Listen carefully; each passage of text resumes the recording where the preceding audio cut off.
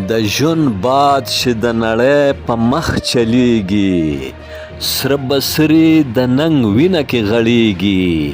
که د وخت اسمان پې سپینې واورې وکړي، د پښتو اور نه سړیږي نه مړ کیږي. د دغه شعرونو د شاعر اجمل خټک د زیږون 100 کلن جشن ونمانځلی شو. د عالمي پښتو جرګې لخوا جشن کې ګڼو شخصیتونو ګډون وکړ. د جشن غونډې ته د عالمي پښتو جرګې چیرمن پروفیسر اسیر منګل وویل چې اجمل خټک د ادب، صحافت او سیاست د لارې د قام د ازادۍ، خپلواکۍ او بیدارۍ شعوري پیغام ورکړی دی.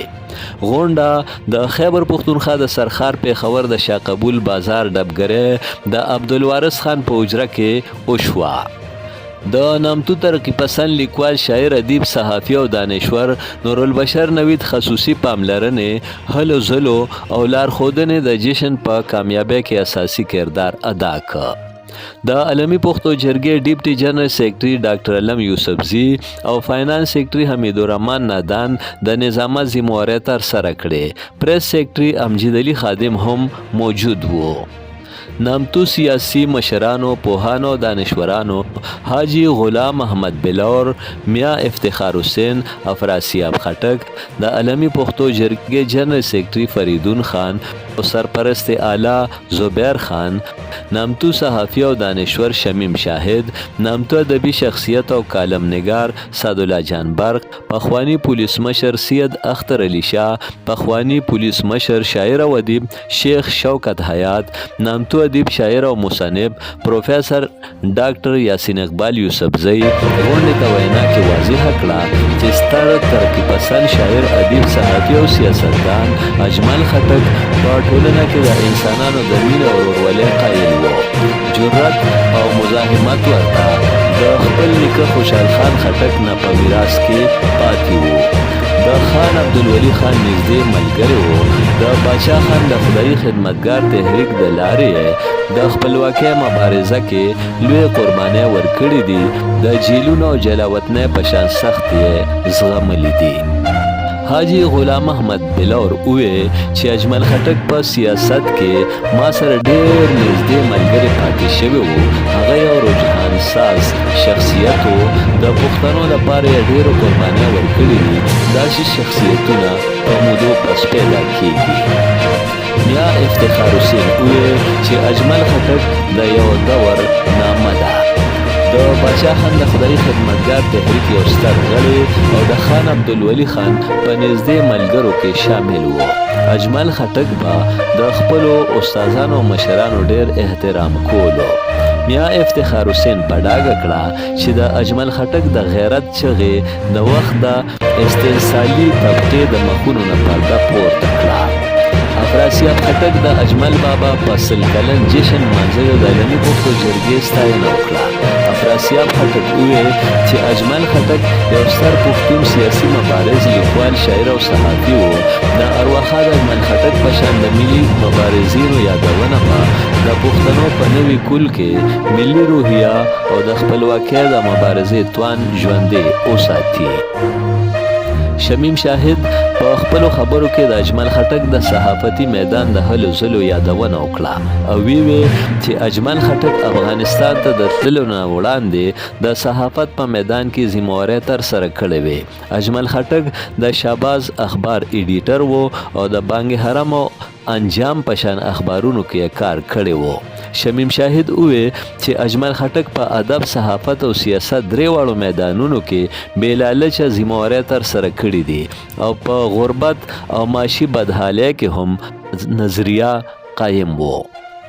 سعدالله جان برق په خپله وینا کې د اجمل خټک په ادبي ژوند رڼا واچوله. سعدالله جان برق وویل چې اجمل خټک په حقیقت کې یو ډېر لوی ترقی پسند او مزاحمتي شاعر او ادیب و او هغه به د دې نه هم لوی شاعر او ادیب و، خو که کاش هغه زموږ نه سیاست نه وی خوړلی.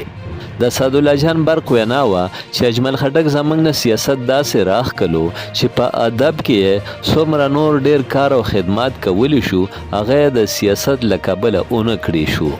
پروفیسر اسیر منګل وویل چې د اجمل صاحب د فن او شخصیت درې مضبوطې حوالې دي چې پکې ادب، صحافت او سیاست شامل دي. اسیر منګل د عالمي پښتو جرګې د چیرمن په حیثیت د خپلو خبرو په آخر کې اعلان وکړ چې عالمي پښتو جرګه به راتلونکي کال کې لوی عالمي کانفرنس کوي. فریدون خان وویل چې د پښتو ژبې ادب او پښتون ولس د ښېګړې دپاره د پخوا راڅې هلې ځلې دوام لري. موږ سره دلته د عالمي پښتو کانفرنس، عالمي پښتو کنونشن او عالمي پښتو کانګرس په نومونو د پښتو درې عالمي تنظیمونه وو چې په کال 2015 کې موږ دا درې واړه تنظیمونه یو بل کې ضم کړل او د یو اتفاق او اتحاد د جذبې لاندې د عالمي پښتو جرګه په نوم دا یو عالمي تنظیم جوړ کړ. زبیر خان وویل چې د اجمل خټک په شان د نامتو لیکوالانو، ملي مبارزینو یادول زموږ د ټولو دپاره د فخر او ویاړ مقام دی او د سرپرست په حیثیت زه د دې کامیابې غونډې په راجوړولو د نورالبشر نویس صاحب، اسیر منګل صاحب او د نورو ټولو ملګرو خصوصي مننه کوم. د عالمي پښتو جرګې سرپرست اعلی زبیر خان وویل چې دا شان د مثبت فکر او سوچ غونډې به په راتلونکي وخت کې هم جاري ساتلی شي.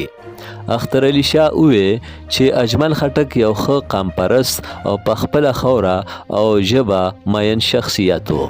اختر علي شاه زیاته کړه چې اجمل خټک خپل قلم او ژبه دواړه په ښه توګه د قامپرستۍ او طبقاتي کشمکش په لړ کې کارولي وو. شیخ شوکت حیات وویل چې د اجمل خټک نثري او منظوم لیکونه په پښتو ادب کې د نوي اسلوب او فني تجربو هنداره ده. د پښتون ولس، پښتو ژبې او پښتون قام دپاره د هغوی افکار د ځوانانو د لارې مشالونه دي. پروفیسر ډاکټر یاسین اقبال یوسفزي د اجمل خټک په افسانوي ادب، تکلنګارۍ او ډرامه‌نګارۍ خبرې وکړې او د هغوی فن او خدمات یې په غوره لفظونو یاد کړل. غونډه کې شاعرانو اجمل خټک ته خپلې منظومې پیرزوینې هم وړاندې کړې. په دې موقع اسفندیار خټک د رقص فن په مظاهره کولو د پښتنو مشهور خټک ډانس هم وړاندې کړ. غونډه په دوو نشستونو مشتمله وه. په ثقافتي نشست کې نامتو هنرمند فیاض خان خیشګي د اجمل خټک بابا منتخب کلامونه د خپل اواز او فن خوږلت کې پیش کړل او د محفل ښکلا یې زیاته کړه. مقصد دپاره مونږ یو موټی یو سلا کړې